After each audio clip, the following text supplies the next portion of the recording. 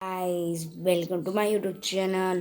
My channel name is Manoj Singh. Please like my videos, subscribe and comment. Please share with your friends. Let's start chapter 2.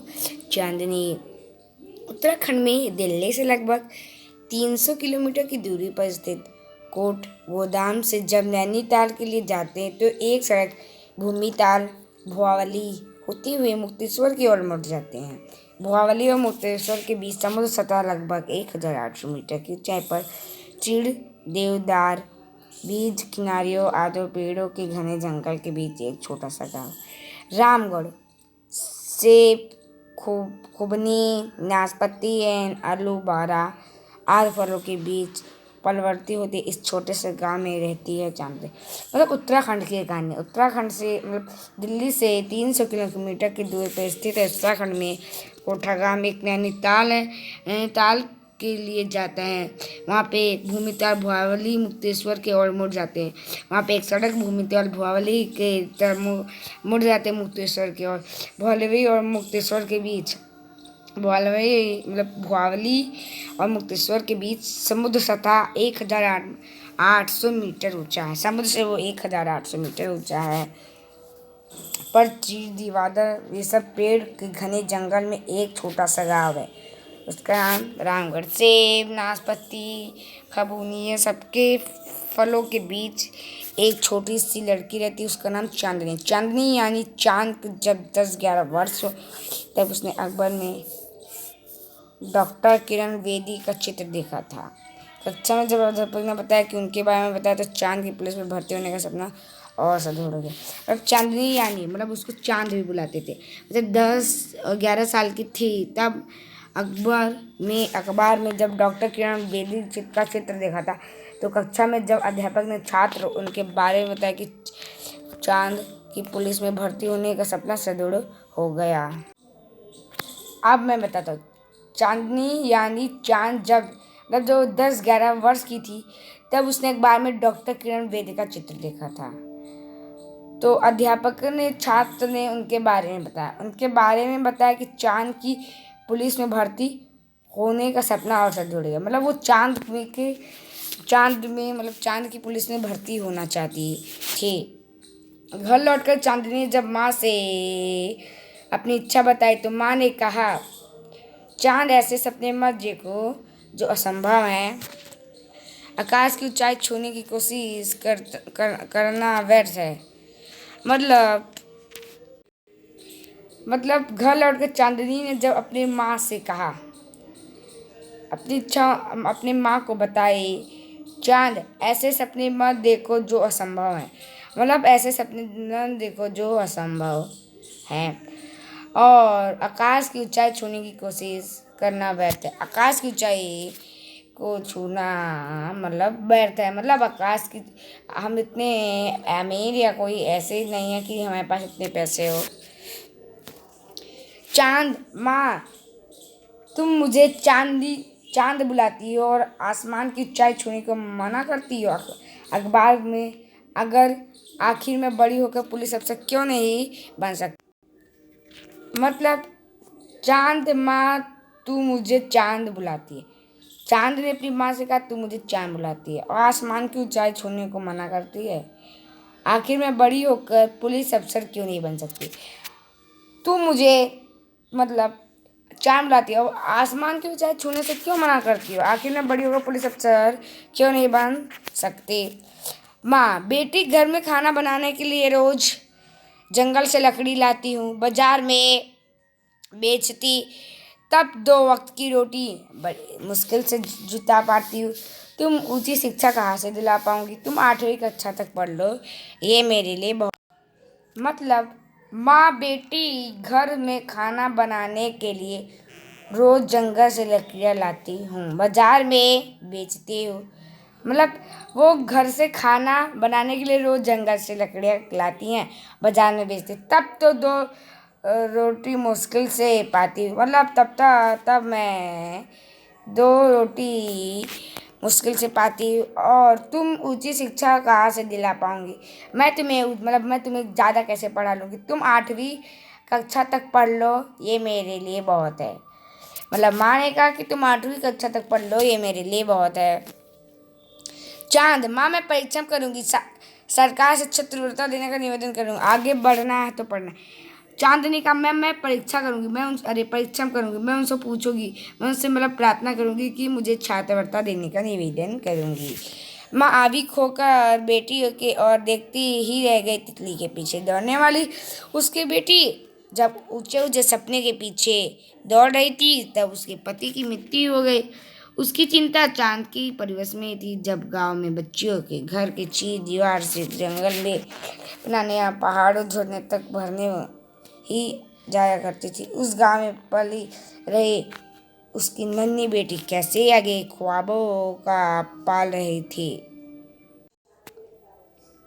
महावी खोकर बेटी और देखती ही रह गई। तितली के पीछे दौड़ने वाले उसके तितली के पीछे दौड़ने वाली उसकी छोटी सी बच्ची अपने ऊंचे सपने के पीछे दौड़ी। जो तितली के पीछे भागती थी वो अब ऊंचे सपने। जब उसकी पति की मृत्यु, जब उसके हस्बैंड की मौत हो गई तो उसकी चिंता चांद के ही परिवेश में थी। जब उसकी मृत्यु हो गई उसके पति की तो उसकी चिंता अपनी बेटी में ही लगी। जिस गांव में बच्चियों को घर से 4 दीवारी के बाहर जंगल में क्लब बनाने या पहाड़ झरने तक भरने ही जाया करती थे, उस गांव में पल रहे उसकी नन्ही बेटी कैसे उसके ख्वाबों को पाले। उस गांव में लड़की खाली पानी ही भरने जा सकती थी। अब उस गांव में एक छोटी सी बच्ची ऐसे सपने देख रही है।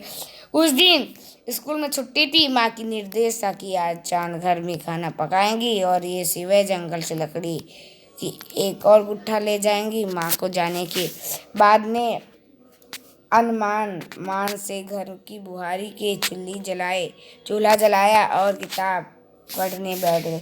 अचानक उसके मन में क्या है कि वो माँ के पीछे पीछे जंगल की ओर बढ़ गए। निर्भय नहीं बालिका बिना माँ की जानकारी उसके पीछे लकड़ियाँ बीनती झूमती और पहाड़ गीत गुनाते गुनाते धीरे धीरे आगे बढ़ रही थे। उसकी स्कूल की छुट्टी हो गई थी। माँ ने उसको कहा कि आज मैं अकेले लकड़ी बीनने जाऊंगी, तुम खाना घर पे बना लो। बस उसने क्या किया, चूल्हा जलाया और वो किताब पढ़ने लगी। अचानक उसके मन में आया कि मैं माँ का पीछा करती, तो पीछे से माँ के लिए लकड़ी उठाते उठाते गुनगुनाते वो चलती। उसने बताया भी नहीं था कि मैं माँ के पीछे हूँ। अभी वो अभी जंगल के किनारे पहुंची ही थी कि उसके चीख सारे जंगल में घुस गई। चौंके कर कि वो तेजी से आवाज की दिशा में दौड़ती चली गई। वो उसने जो दृश्य देखा उसके भी चीख निकल गई, मगर उसने वीर अंगना ने अपनी चीख को गर्जन में बदला और उस बाघ सेवक पर हमला किया जो उसके माँ के पैर को जकड़ा हुआ था। चांद ने इसके आक्रामक हमले में बाघ सेवक घबरा गया, मगर उसने माँ का पैर नहीं छोड़ा। बिना समय गवाए तृप्ता और सुदबोध के साथ चांद ने माँ के हाथ से गिरे हंसिया उठा लिया और बिजली की गीत से बाघ पर झपटा। इस आक्रामक पहले से बाघ सेवक घायल हो गया और माँ का पैर छूट गया। जंगल में वो अभी जंगल के किनारे पहुंची थी कि एक दूसरी चीख सुनाई दी। वो चीख के तेजी से दौड़ती चली गई। उसने देखा कि उसने देखा उसके भी चीख निकले, पर उसने बिना समय गवाए उसने बाघ को हटाने की कोशिश की। बाघ सेवक तो घबरा गया, पर उसने माँ के हाथ नहीं छोड़े। तो उसने माँ के हाथ से गिरे खसिया को उठाया और बिजली की गति से उसने बाघ से पर हमला किया। वो घायल हो गया बाघ सेवक और माँ का पैर छोड़ के जंगल में। चांद घायल माँ के कंधों का सहारा देकर किसी तरह गांव में लेकर चौपल में उसने लटक कर भागी और गांव वाले को बुला लिया। चांद अभी भी भय और आकर्षण से कांप रही थी। माँ के तुरंत उपचार के लिए हल्द्वानी के अस्पताल ले गई। चांद की माँ घायल हो गई थी। कंधे का सहारा लेकर वो किसी तरह गांव में ले गई। बस चौपल में उसको लटक कर भागी और गांव वाले को बुलाया। चांद भय और डरी हुई कांप रही थी। माँ को तुरंत उपचार के लिए उसने हल्द्वानी अस्पताल ले जाया गया। चांद की वीरता की खबर गांव से कसीब से शहर होते हुए दिल्ली तक की किसी जंगल की आग की तरह फैलती थी। चांद की वीरता शहर से होते हुए दिल्ली तक पहुंच गई, जंगल आग की तरह 5 महीने बाद जब माँ ठीक होकर आई तो साथ ही दिल्ली से एक शुभ समाचार भी आया। मतलब जब ठीक होकर आई तो दिल्ली से एक शुभ समाचार आया कि सरकार चांद को वीरता के लिए सम्मानित करती है। मतलब चांद करती है, साथ ही उसके भविष्य को पढ़ने की जिम्मेदारी भी लेती, मतलब सम्मानित करती है और बाद में कहते हैं कि मैं उसके भविष्य की जिम्मेदारी लेने के लिए भी तैयार हूँ। पुरस्कार पाते अपनी बेटी को देखकर माँ की आँख में नम था, मतलब गर्व से उसका चेहरा दमक कर रहा था। आज उसकी बेटी चांद आकाश की ऊंचाई में अपना नाम लिख रही, मतलब पुरस्कार पाती बेटी को देखकर माँ बहुत खुश हो गई। उसके आँख में नमी थी मगर उसका गर्व से चेहरा दमक रहा था। उसकी बेटी आज आकाश की ऊंचाई छूने के लिए अपना नाम लिखा रही थी।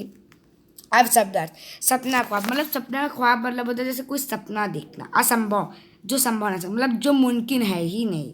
ऊंचा मतलब ऊंचा, जो ऊपर। मृत्यु मौत, मृत्यु मतलब मौत। निर्देश आगा, मतलब कुछ कह ऑर्डर देना। चूल्हा चूल्हा अंगीठा अंगीठी, मतलब चूल्हा जो हम सब गांव में जलाते हैं ना वो। निर्बाक बिना डरे, वो बिना डरे, मतलब जो जिसको डर नहीं लगता वो। गर्जना तेज आवाज़, मतलब गर्जना मतलब तेज आवाज़ से। उपचार मतलब इलाज, मतलब किसी को चोट लग गई तो उसका इलाज करना। भय मतलब डर। आकाश आक्रोश मतलब क्रोध, मतलब क्रोध में थी तो भय मतलब डर होता है। छात्र होता है, छात्र को पढ़ाने की आर्थिक सहायता, मैं छात्र होता मतलब छात्र को पढ़ाने की आर्थिक सहायता। पल परिवर्ती विकासिती, मतलब विकास जो जिस आगे बढ़ते। सदृढ़ मतलब मजबूत, जो ताकत मतलब मजबूत, हाँ मैं ये कर सकता हूँ। व्यर्थ विकार, मतलब विकार होता कि बेकार है, क्या इसको लेने का, पर बेकार। आवेग हैरान, मतलब हैरान हो जाना। परवरसी पालना। बुहारी सफाई, अचानक एकदम। बीरंगीना वीर बालिका। बाघ सेवक बाघ का बच्चा। निवेदन प्रार्थना। वीर सेवक मतलब होता है बाघ का बच्चा, अचानक मतलब एकदम एक झटके से आ गया। वीरंगीना तो मतलब वीर बालिका। निवेदन मतलब प्रार्थना। अभ्यास कर, पाठ के आधार पर उचित विकल्प पर सही लगाइए। चांदनी कहाँ रहती थी? चांदनी कहाँ रहती थी? नैनीताल, भूमिताल, गुरुमुट्टेश्वर की रामगढ़। रामगढ़। चांदनी बड़ी होकर क्या बनना चाहते थे? पुलिस अफसर, सेना अफसर, नौसेना अफसर की वायुसेना अफसर। मतलब कि वो बड़ी होकर क्या बनना चाहती थी चांदनी। तो इसका आंसर है पुलिस अफसर। वो पुलिस अफसर बनना चाहती थे। चांद की माँ के पैर को किस सेवक ने जकड़ा हुआ था? मतलब चांद की जो मम्मी थी उसके पैर ने किसके बच्चे को जकड़ा हुआ था? कौन से एनिमल के बच्चे ने उसकी माँ के पैर जकड़े थे? तो इसका आंसर होगा बाघ। चांद ने उस सेवक पर किस वस्तु से हमला किया? चांद ने उस वस्तु पर किस वस्तु से हमला किया? मतलब किससे? चाकू, खुरपी, हसिया, कुल्हाड़ी। इसका आंसर हसिया। हसिया से हमला किया। पुरस्कार पाते अपनी बेटी को देख माँ के आंख में क्यों नमी थी? पुरस्कार पाते अपने माँ को देख उसके आंख में नमी थी पिता की याद में, खुशी से, दुख से, कि गर्व से? गर्व से। आप हमारी वीडियो ख़त्म होती है, आप हमें वीडियो को लाइक, सब्सक्राइब, कमेंट। हमारे लेसन ख़त्म हुआ चांदनी। अब हम लेसन थर्ड पे आएंगे। लेसन थर्ड है रीड। और अगली वीडियो में आप हमारे एक काम करिए, पहले लाइक दबाइए, बाद में सब्सक्राइब, फिर share, okay, comment, okay. Bye friend. मेरी वीडियो कैसी लगी? बेकार लगे तो बेकार, अच्छी लगे अच्छी। Bye bye friends. कोई मिस्टेक हो मुझे पक्का बोलिए।